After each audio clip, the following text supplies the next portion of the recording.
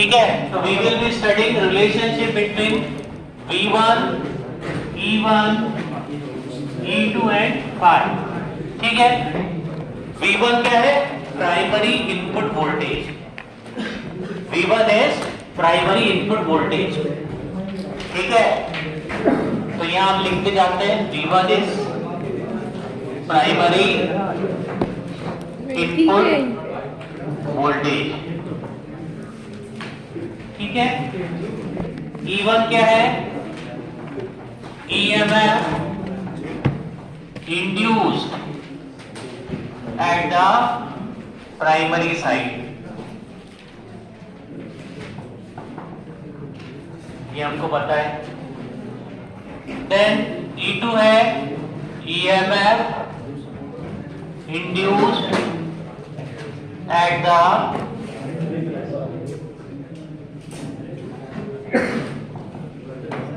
Secondary side. ठीक है, phi है फ्लक्स इन द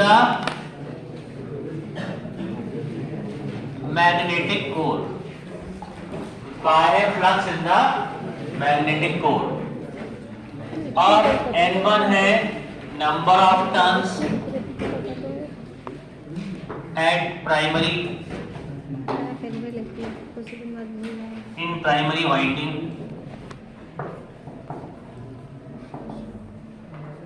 और N2 है number of turns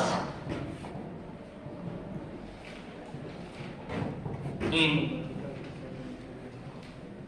secondary winding, secondary winding.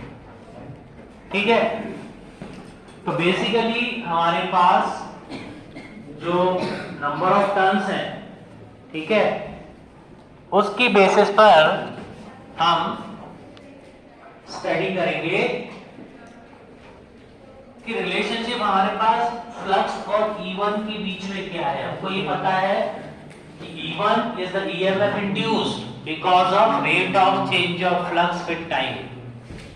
ठीक है, अगर मैं यहां पर E1 की इक्वेशन लिखूं तो E1 क्या है? -N1 dϕ/dt। ठीक है, -N1 dϕ/dt। और ये जो फ्लक्स है वो कौन सा वेव है? Sine wave. फ्लक्स बेसिकली हमारे पास क्या है? साइन वेव है। phi is nothing but phi sin of omega t। phi क्या है? phi sin omega t। ये साइन वेव है। This is basically A sine wave. ठीक है, तो अब अगर हम यहां पर स्टडी करें तो हम यहां पर E1 और phi के बीच में एक रिलेशनशिप निकालना चाहते हैं कि भाई अगर हम उनको फेजर रिलेशनशिप या फेजर डायग्राम पर रिप्रेजेंट करें तो E1 का मैग्नीट्यूड तो हमको पता चल गया, क्या होगा? 4.44f × 5m × N1, जो हमने कल डेरिवेशन किया था। ठीक है, और अगर हम यहां पर दूसरा वैल्यू निकालना चाहें कि हमको इनको अगर हम रिप्रेजेंट करें फेजर डायग्राम पर, मतलब एक्स और वाई एक्सिस पर, तो क्या इनका डायरेक्शन सेम रहेगा कि अपोजिट डायरेक्शन में होंगे, या क्या रिलेशनशिप रहेगा? ठीक है, तो हमको अगर E1 निकालना है तो मैं यहां पर फ्लक्स d/dt ऑफ क्या लिखूं? phi sin omega t। phi sin omega t। अब यहां पर मैं E1 का रिलेशनशिप निकालूं तो मैं लिखूंगा -N1 phi तो मैक्सिमम वैल्यू है, d/dt of sin omega t। ठीक है ना? अगर मैं E2 लिखूं और E1 लिखूं तो क्या आएगा? -N1 phi omega cos omega t। d/dt of sin omega t क्या आएगा? Omega cos omega t। तो हमारे पास ये रिलेशनशिप हो जाएगा E1 बराबर N1 phi omega minus of cos omega T, इसको ऐसे लिख सकते हैं। और माइनस कॉस ओमेगा टी क्या होता है? Sine omega t minus pi by 2। तो E1 की वैल्यू आ जाएगी N1 phi m omega sine omega t minus pi by 2। इसका मतलब होगा कि E1 will lag flux phi by an angle of pi by 2। इसका मतलब क्या हुआ? Sine omega t minus pi by 2। Minus pi by 2 का मतलब हो गया कि जो ईएमएफ E1 है वो फ्लक्स फाई से पाई बाय 2 लैग करेगा। ठीक है। और वैसे भी सर्किट के अंदर पहले फ्लक्स आएगा, उसके बाद तो ईएमएफ बनेगा। और मैंने आपको क्या बताया कि फ्लक्स जो फेज डिफरेंस होता है वो बेसिकली समय का अंतर होता है। तो ईएमएफ कितनी देर बाद आएगा? पाई बाय 2 बाद। टाइम पीरियड में कितनी देर बाद आएगा? पाई बाय 2 बाद। पाई बाय 2 का मतलब हो गया T बाय 4। पाई बाय 2 का मतलब क्या हो गया? क्योंकि टोटल 2 पाई होता है T, तो पाई हो गया T बाय 2, तो पाई बाय 2 हो गया T बाय 4। ठीक है। तो अब हम यहां पर, अगर हम यहां पर रिलेशनशिप देख रहे हैं तो हम लिखेंगे यहां पर, we will write down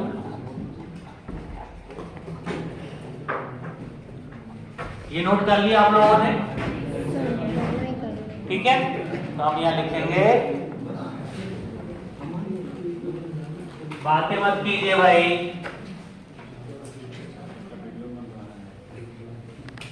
यहां हम लिखेंगे E1 will lag phi by an angle of pi by 2 और 90 डिग्री। ठीक है। उसके बाद अगर मैं E2 को देखूं, E2 की वैल्यू भी minus N2 d phi by d t होगी। Minus N2 d phi by d t. और अगर E2 को मैं निकालूं तो सिमिलरली हम क्या करेंगे? D by d t of phi m sine omega t. तो यहां पर हमको क्या मिलेगा? E2 बराबर minus N2 phi m omega cos omega t. ठीक है। और यहां पर हमको E2 की वैल्यू मिल जाएगी N2 phi m omega minus cos omega t को क्या लिखेंगे?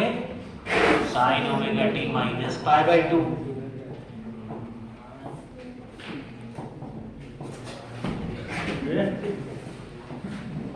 ठीक है। इसका मतलब E2 will also lag phi by an angle of pi by 2. E2 will lag phi by an angle of pi by 2 और 90 डिग्री। ठीक है।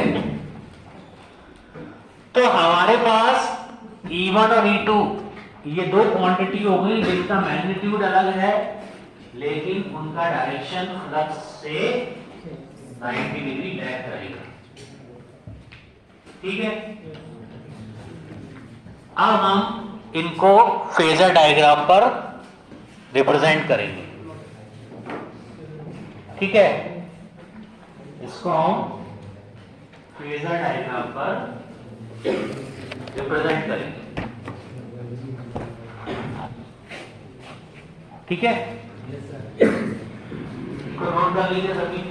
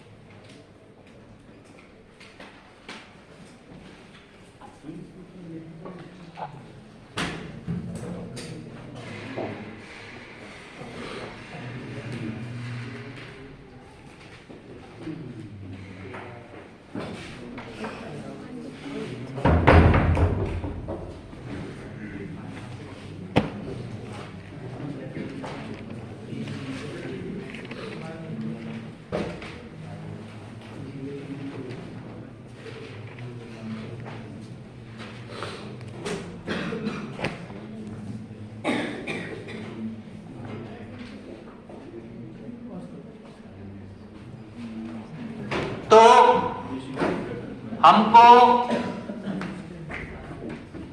ये देखना पड़ेगा कि हम सबसे पहले किस क्वांटिटी को रेफरेंस लें।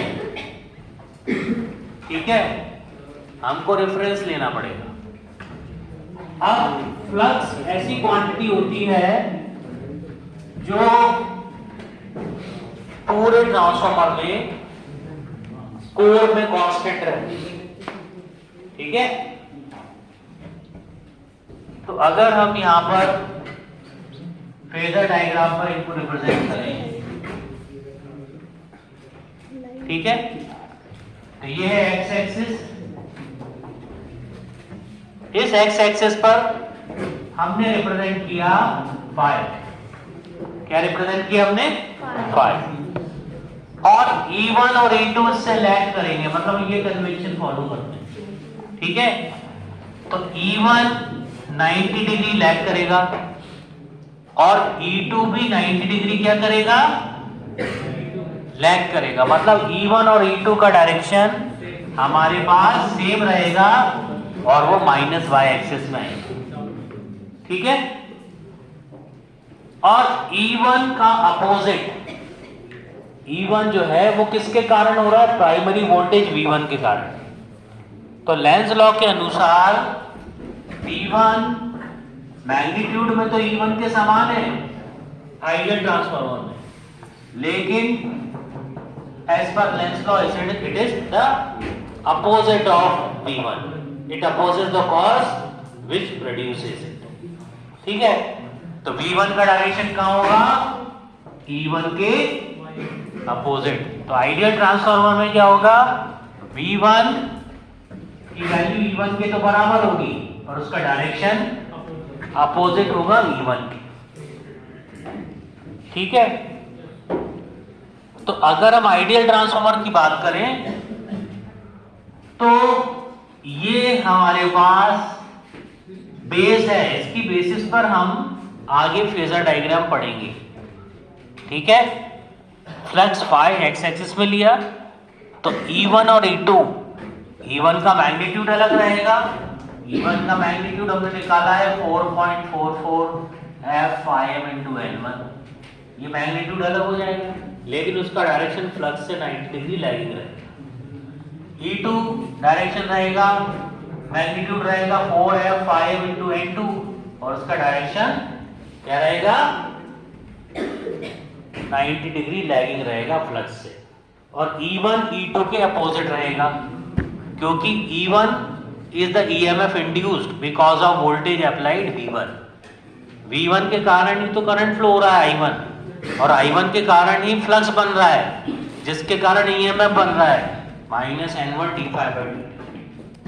तो इसलिए V1 और E1 एक दूसरे को अपोज करेंगे लेंज लॉ के अनुसार, इसलिए V1 और E1 का डायरेक्शन एक दूसरे के अपोजिट होगा। तो ये जो बेसिक है हमारा, ये हम यूज करेंगे ट्रांसफार्मर को आगे समझने में। अब ट्रांसफार्मर की वर्किंग की बात करेंगे।